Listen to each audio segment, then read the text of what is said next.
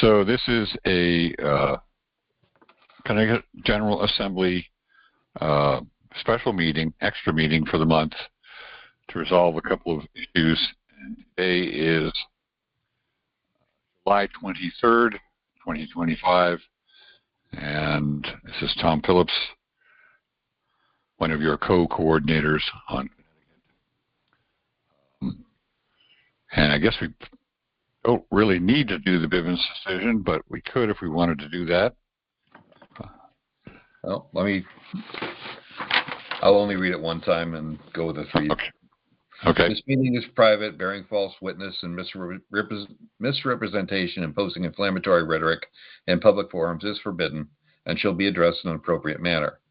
To eliminate all conflict and false allegations, there is anyone in attendance at today's meeting who is a member or agent of any law enforcement agency or public agency of the federal, state, county, city, or township agencies present. Is there a response to the Bivens decision for the first time? Hearing none. Is there a response to the Bivens decision for the second time? Hearing none. Is there a response to the Bivens decision for the third time? Hearing nothing, anyone who is here under false pretenses, anyone who is working for any foreign government, including the territorial United States or municipal United States, anyone who is being paid or coerced to be here must fully disclose their presence and purpose now or leave the premises. Hearing none, I turn the meeting back to Tom. All right, thank you, John. You're welcome. And so I guess that there's two main purposes to our special meeting, and one would be to decide who is the clear channel representative from us for the Global Family Bank. And Kim has graciously stepped up for that, so I guess we'll go ahead and do a vote. So all those in favor, do I have to make a motion first? I guess I kind of do. So this motion is for us to elect Kim as our clear channel for Global Family Bank communications. I'll second that. Connecticut Assembly. All right, excellent. And so all those in favor, go ahead and give a thumbs up. So we'll go thumbs up. And it looks like Eugene did it earlier, so it's unanimous there. All those abstaining. I think Eric is trying to vote yes and abstain. Maybe that's. No, I'm trying to vote yes. I'm not abstaining. Okay. Yeah, you're good. You're good. I was joking with you. Sorry. Anyway, and all those against, please put your thumb up now. All right. So seeing no thumbs, it's unanimous, and we can officially say that Kim is our clear channel representative with the Global Family Group for Connecticut State Assembly. Thank you, Kim. Thank you. I'll see if I can find whatever. What are they looking for? The Assembly Officer Affirmation. It's probably similar. I can do something similar to the one I did for the Recording Secretary, and I'll just post that. I guess I'll put it in the Mega Drive, and then I'll send it to the Global Family Group. If there is another autograph needed, I'll let you know, Tom. Okay. Thank you. Sounds good. Thank you. And then I guess the second order of business, there may be more after this, but definitely the second order of business is the Brooklyn Fair and whether we should proceed, ask John Taylor to proceed and get that rolling for, what are the dates again, John? Please remind us. I believe it's the 24th to the 27th. 24th to the 27th. And that's of August. of August, yes. And so obviously, for it to be successful, some number of us would need to help John out in the coverage of that booth. I can certainly do one day. I think Eugene has generously offered to maybe travel part of the way by train, and maybe I could bring him in, or possibly John could bring him in. I don't know. Are you still open to that possibility, Eugene? Yeah. Okay, excellent. And I don't know, Rebecca, if you think you might be able to come out for any of that time, or Eric, if you think you might be able to come out for any of that time, or that's Brooklyn. Kim? Where? Connecticut? Brooklyn, Connecticut. It's what's it near? It's near near Killingly. It's north of Willimantic. Actually, Right. it's up 395, almost up in the northeast corner. You said the 24th, 20 through the 27th? Yep, 24th to the 27th. It runs like a Thursday, Friday, Saturday, Sunday. And it's not too far away from the Connecticut stores. Not exactly right next to it, but okay. Wait a minute. We're talking August? August, yes. Oh, looking at the wrong month. Anyway, not that you necessarily have to come or anything, but obviously, if we're going to commit to having the booth, we want to be able to fill the booth reasonably well. So that's part of the discussion here, I think. Does everyone concur with that?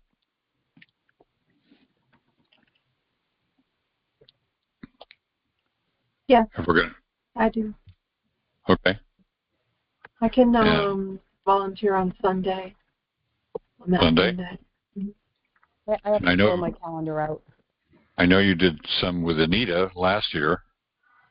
Obviously, I think she's out of town right now, but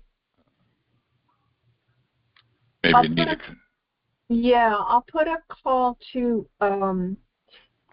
if we vote to do it, which I assume we will, I'll put in the next newsletter and sort of, request that volunteers for the booth contact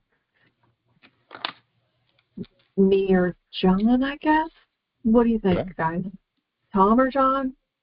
Probably John. Because John is going to be... Sorry, go ahead. No, I was just going to say what you were probably going to say, that John is probably going to be there the most. Right. Well, he's got the stuff and would be setting up in the morning, I believe. I got the stuff. I got the stuff. Okay. I got the stuff. I will direct volunteers to John's email that's listed here on the board. And last year we had Dave Matson, and he seemed pretty enthusiastic. So. I'm sure he'll be at one of the days. Right.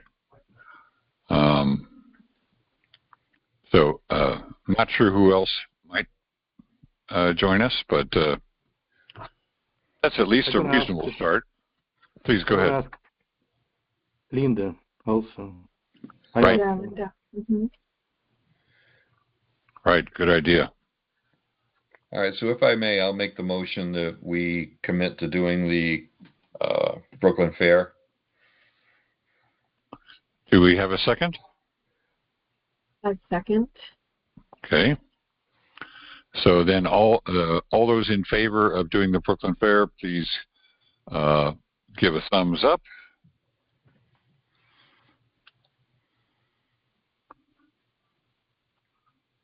Okay, that looks pretty unanimous. So I won't bother to go through abstaining and objecting. And we're good to go. Sorry, go ahead, John. I'm sorry, I didn't mean to step on you.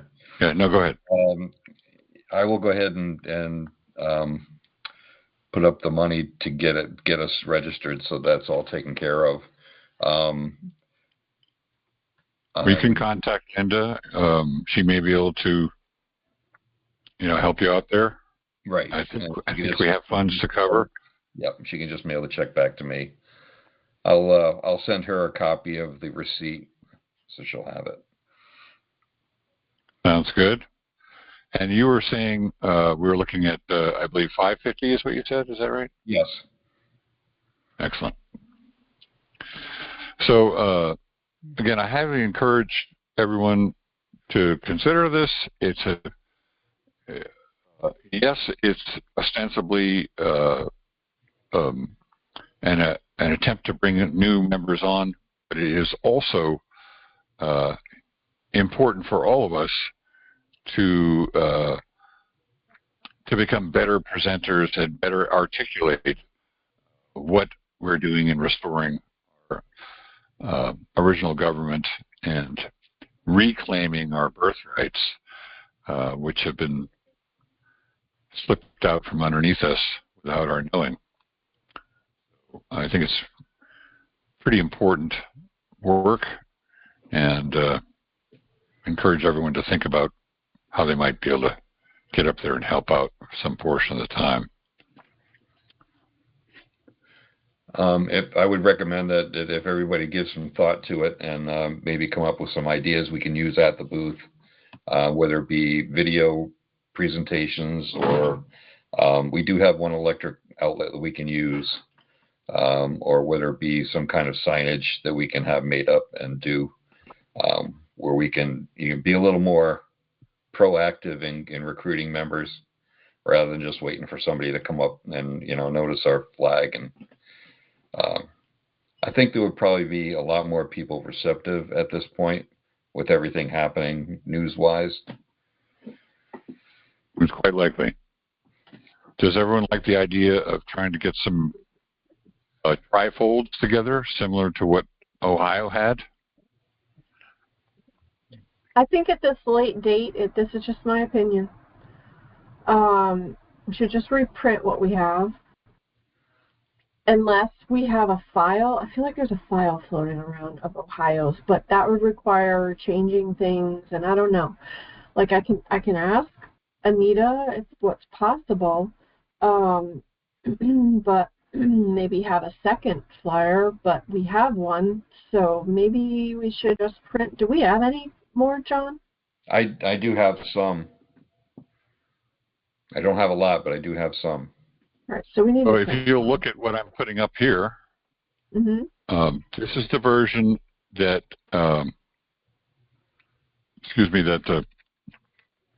Eleanor made for us.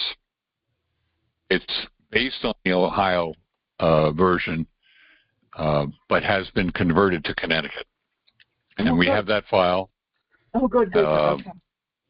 So we can use that file to do it on our own home printers, or we could try and get some copies made. I personally, if John has the time, I do. I think we should fund him to get a decent amount of them. I don't know what that would be. I'm open to suggestions, but certainly at least 100. It might be an opportunity to say get it 500, and anyone who shows up could come home and take a few with them for their own uses or something like that. I think we should have a reserve of them so that people have something they can draw upon to help explain what's going on. We're going to be doing outreach more than just once a year eventually, I would hope. And the more we print, we will have ready. It'd be cheaper to print them all now than doing a couple different runs of them. I don't know what it would cost to do 500 or 1,000, but I think 500 would be the minimum we should do. That's just my thought. I definitely concur, and we could certainly vote on a motion to get 500 if everyone's up for that tonight. And you can just send the receipt to Linda and get reimbursed. That works for How's me. everyone feel about that? Agree. All right, I make a motion that we appropriate funds to print up 500 of the trifolds for the fair. And for general orientation, yeah, that's excellent. And do we have a second? Second. Okay. So all those in favor of getting 500 trifolds printed up, please raise your thumb. So again, I think we're mostly in concurrence. Yeah, everyone's raised their thumb. So that motion passes. I don't need to ask about abstaining and objecting. And so you got the go-ahead on that, John. Hopefully you have time. I'm sorry we're asking you to do this at a late date like this, but no, that's fine. If you could, you have that file on you. Yeah, I'll get that file to you. Try and get you, email it to you tonight. Okay, great. Thank you. Sounds good. Sounds good. So I think that may be the main business. We still have the DIQUOT letter hard copy, I believe. And I'm not sure where we were at with the letter that you had proposed, John, to send to the governor, I guess it was. I have it here if you want me to read it to everybody. Well, maybe you could just give us a little bit of brief background and what you're hoping to do with it. And it's basically just an outline of the things that we should be taking control of over the de facto. It's making them aware of the things they're doing that are not lawful. And I took everybody's ideas from it. And what I can do, if you'd like, I can send a copy of this to Kimberly. So when she sends out, I don't know if do you want to do it before the meeting, the next meeting we have, so that we can decide whether we want to do this or make changes to it. At least everybody can get a copy of it and look at it. Would you? Okay. I can read it. If I may, I was just going to say either if you can read it or screen share it. I guess Rebecca can't see, so if you just read it. I can just read it. It won't take long. It's 2 pages. So, all right. To our Connecticut governmental subcontractors, this is addressed to Stephanie Thomas, the Secretary of State, Capitol Office, P.O. Box 1504407 470, Hartford. To our Connecticut governmental subcontractors, as living people expatriated to our birthright as Americans, we are the actual people, with the capital P as in we the people, mentioned in the preamble of the Constitution of 1779.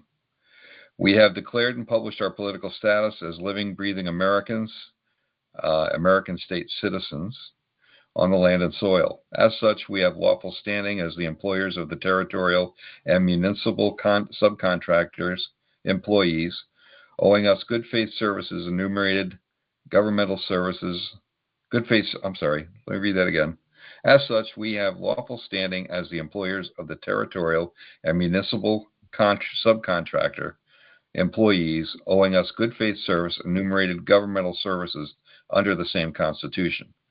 This does not include corporate statutes and codes that are repugnant to the same Constitution, most of which you and other representatives have passed into corporate law to control the masses and fatten your coffers in the process. You have pulled the wool over our eyes for many decades under the color of law. This deceit will not be allowed to continue. The Connecticut Assembly is standing and in session. All 50 states have standing assemblies. We are declared and superior to your corporate jurisdiction, admiralty law, as the original organic American government. We are on the land and soil jurisdiction, not U.S. citizens, not British territorial citizens, not Roman municipal citizens. We the people, American state nationals, Americans. You work for us, honor your obligations, or be replaced. Madam Secretary, we are directing you to pass this notice on to the following offices: Governor, Lieutenant Governor, Attorney General, Solicitor General, Adjutant General, Public Safety Commissioner, Motor Vehicle Commissioner, House of Representatives, and Senate, and all corporate government offices. Cease passing such legislation and statutes that violate the common law and all inalienable rights guaranteed by the Declaration of Independence and the Constitution. Examples of unconstitutional items are atmospheric aerosol injections or chemtrail spraying, geoengineering, mandating vaccinations of any kind as conditions of education or employment, Second Amendment infringements of weapon types, magazine size, and permits, taking any right secured by the Declaration of Independence or Constitution, converting them into a privilege, and then charging for that privilege is repugnant and unlawful. This includes marriage, driver, hunting, fishing, and many more licenses or permits. Automobile registrations are all unlawful for Americans that are not engaged in commerce. Education has no constitutional basis. All school decisions should be turned over to the parents of the children. We expect schools to return to the job that they were intended to do: educate and not indoctrinate. Refrain from DEI and ideologies that are totally unnecessary and damaging to young minds, and get back to important basics. Let children be children without introducing adult concepts. Too much of this kind of teaching leads to mental distress issues. All breaches of constitutional guarantees must end. It's way past time for this to happen. We demand disclosure of this truth to the general public, for self-governance and peace to return to our state. The Connecticut government owes good faith service to their employers, the people of this beautiful state. While we are restoring the common law courts we are owed, we hold your court perpetrators personally liable for the fraud and criminal behaviors of your foreign courts, non-disclosure, and misaddressing of Americans. Admiralty law is not for living people, only corporations. We demand and expect you, our employees, to make movement toward this end immediately. And I close it with mine, by John Walter Taylor, Marshal at Arms. Excellent. Hear, hear. Very nice.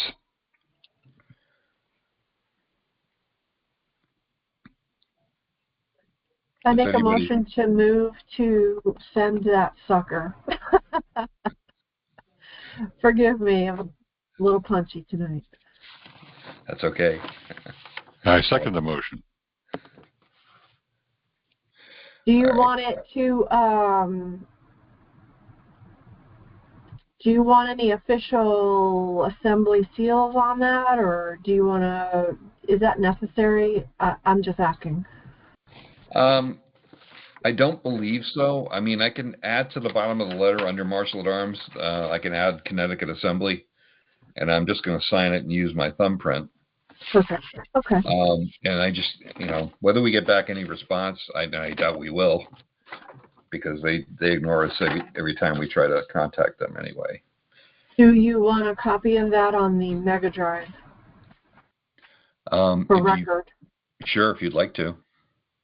Okay, when you're ready, send me the PDF and I'll get it there, just so there's for safekeeping, so we know what we've done. Right. Do you want it with my signature and my thumbprint on it? Yeah, if that's possible. Yeah, sure. Before we vote on it, I just, I know I made a few mistakes reading it, but for the most part, you get the gist. Does anybody believe that may be worded too strong? Or do you think it's just right? I liked it a lot. That's just my personal opinion. I thought it was good. How about you, Eugene? I think it's okay. Eric, any opinion?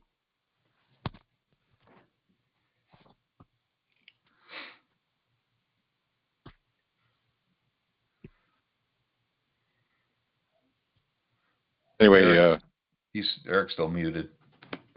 Yeah, he may be temporarily unable to come to the mic. But I thought it was very good. I do. Go ahead. Did you say it was too much, Kim? Did No. I think it was too much? Not at all. I liked it very much. Okay, good. Thank you. Yeah, if anything, I would say there's some in there that's a little bit vague, but otherwise, it's great. It's excellent. And get the point across without having to get in too much detail. Right, exactly. That's the tricky balance you have to run. Is if you get bogged down in the weeds, then the impact is less. Anyway, I think the important thing with all these is to get them out. There is no perfect. And perfect is the enemy of the good. This is good. Very good. In my opinion. All right. I'll get this letter out tomorrow. And then as long as we're in the special meeting mode, and before we go on to any new business that people might want to bring up, I'll just mention a couple things. I did receive notice from FedEx that the Connecticut withdrawal from the World Health Organization mandate was received today. So they've received the official letter from the acting chairman, myself. That's what Anna asked us to do. Whoever's get the letter out, just say you're the acting chairman. And this is I believe she went over it last Thursday in the coordinator training call, or I should say a Zoom meeting normally with Michelle, that the Federation had done a similar letter, and they'd sent it to both Geneva and Washington, but she requested we just send it to Washington. That was what was done. Anyway, so everyone knows that's sent out, and I believe I sent out a PDF, but I'll send that PDF to Kim so we can get it on the Mega Drive. So that's done. And I think that was it. I didn't write this stuff down, so I may be forgetting something. But anyway, does anyone have any new business or any discussion they'd like to talk about matters that we've gone over here? Well, I have a question. May I? And I probably should understand the answer to this. I think Rebecca was asking a question, and then Eugene would be up next. Oh, I'm sorry. I'll start over. So, Okay. I probably should know the answer to this, but I don't. Monday night, you said that the Global Family Center is fully funded, but yet there's no money, so no access to the money. So what does that mean to say it's fully funded? Does that mean that they know the whereabouts of the gold or whatever, but they just don't have access to it? In other words, they can confirm that it exists somewhere, but just they don't have access to it. Is that what it means to say fully funded? It's kind of the $99 question that pretty much everyone's been asking a similar version of that question. I'll try and give you the best answer that I understand right now. And in Monday night's call, Anna did mention that Hunter, who's been working on this Global Family Bank thing since 2005 and has never taken a day off, actually took a day off to spend some time with his family. Yeah, because he had finished everything he wanted to do. All these years. Well, he had accomplished all the things that he could do on his side.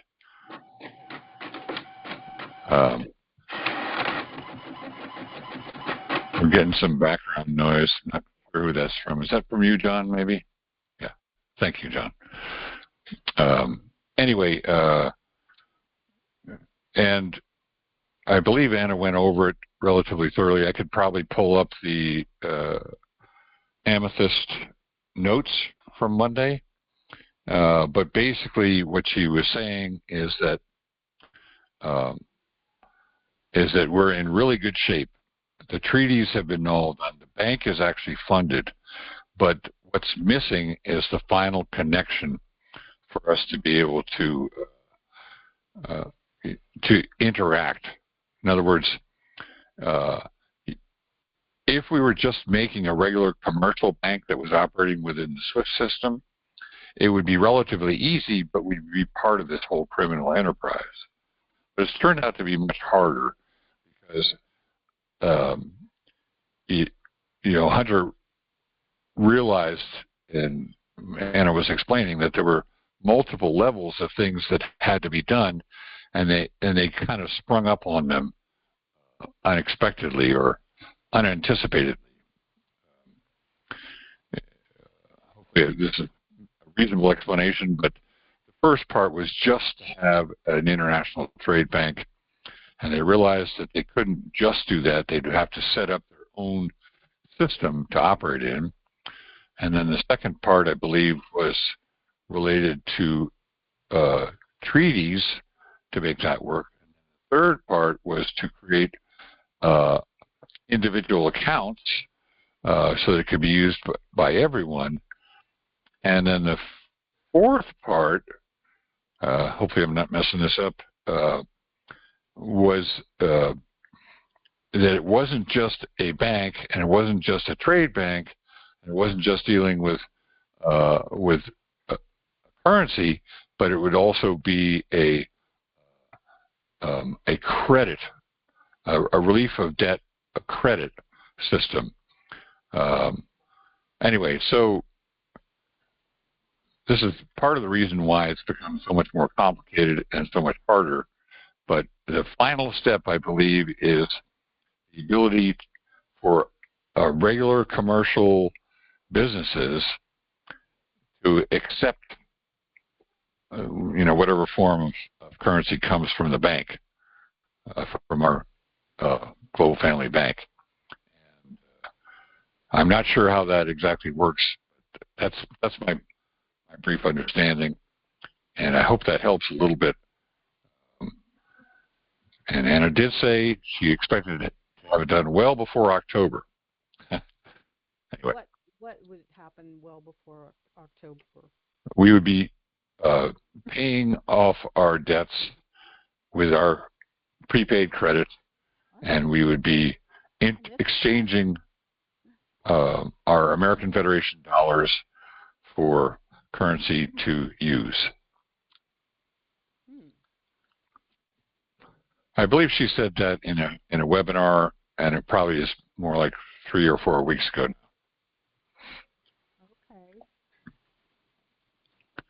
So hopefully that helps, Rebecca.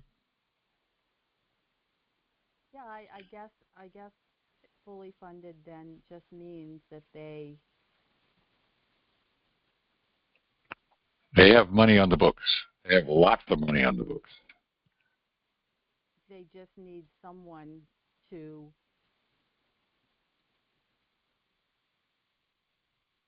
give them the key to the door to get into the vault, I guess. I don't know. I don't know what. Right. Well, the way it works is that,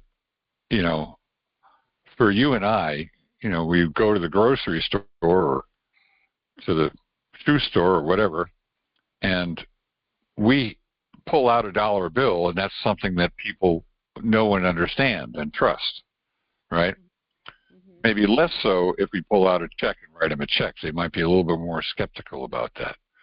And certainly they're all used to credit cards. A a lot of them don't like the credit card because they know that they're going to lose a certain amount of money, between 3 and 4%, every time a transaction is done, right?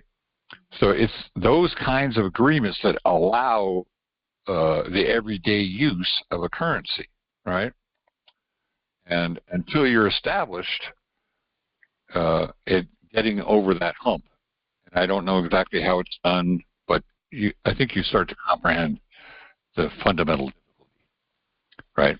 If you walked in the door of Ukraine and whip out a credit card, maybe it would work, but try and write them a check, and that's definitely not going to work. Maybe they might have a black market exchange for American dollars, but without Ukrainian, whatever they are, in hand, it's going to be harder for you to make a purchase to reach some kind of agreement. Does that make sense at all? I guess maybe that's her point, is that we can get these prepaid credit debit cards, and the money can be there, but we can't just take the card and hand it to somebody else and say, here, I'm paying with this, because they're going to look at it and go, okay, what is that?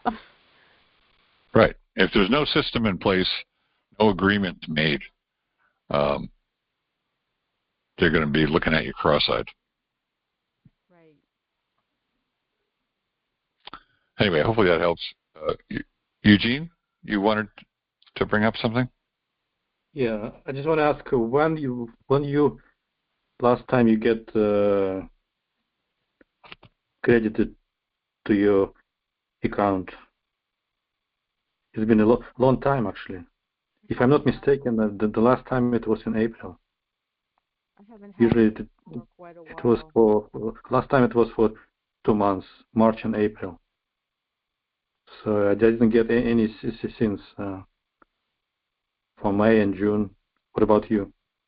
I'm going to ask Tom. I think Tom and I have probably the same balance. I think we both signed up at the same time because we keep getting the same deposits.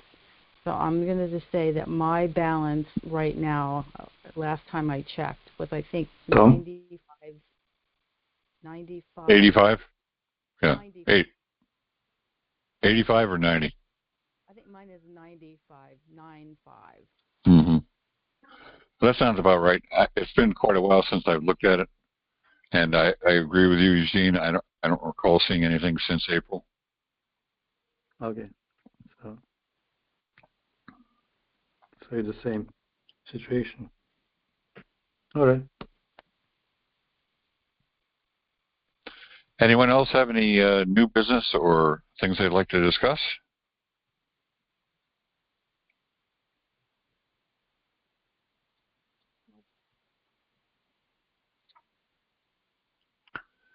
Okay, well, hearing none. I'm sorry, go ahead.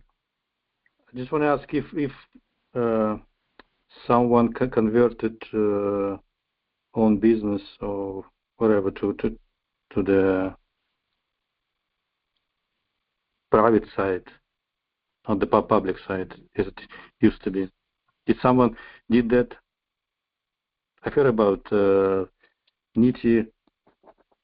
Right. That Needy holds that regular YouTube, I believe it is, where they discuss that. I think he said it was Thursday, but I could be wrong. I'd have to double check. Anyway, yeah. Are you thinking of the Bucolic Living business? I think it's Saturdays that she does that. Yeah, as I understand, the Bucolic is the land patent. Oh, okay. I'm sorry. But you're right. Needy and Greg have been doing a lot to help business people get out of commerce into the private.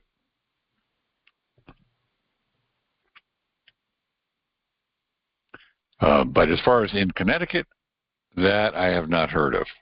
So I don't have any reports. I know that his name is escaping me now. Tom Tyler. He was a contractor. He's used to attend a fair amount of our stuff. Mm-hmm. And the last time I talked to him, he was trying to do that conversion, but it sounded more like he was just closing down his business. He wasn't going to continue. But I have not talked to him in many months and haven't heard any updates. But feel free to reach out to him if you are so inclined. I'm sure he'd enjoy a conversation. Eugene, how did your tax assessment thing go? Basically, it's been increased a little bit, not much. If you Not worth going through a big fight, or? No.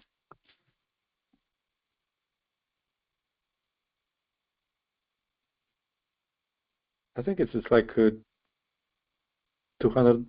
or 250. I don't remember.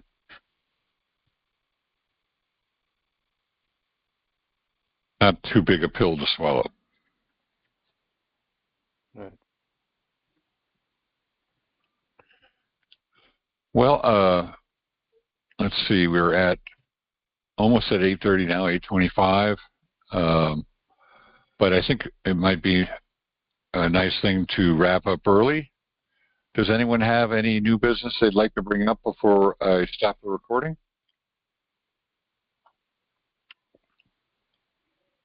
Okay, well, hearing none, then I'll make a motion to adjourn tonight's special session of the Connecticut General Assembly. Do I have a second? Second. Thanks, everybody. Yep.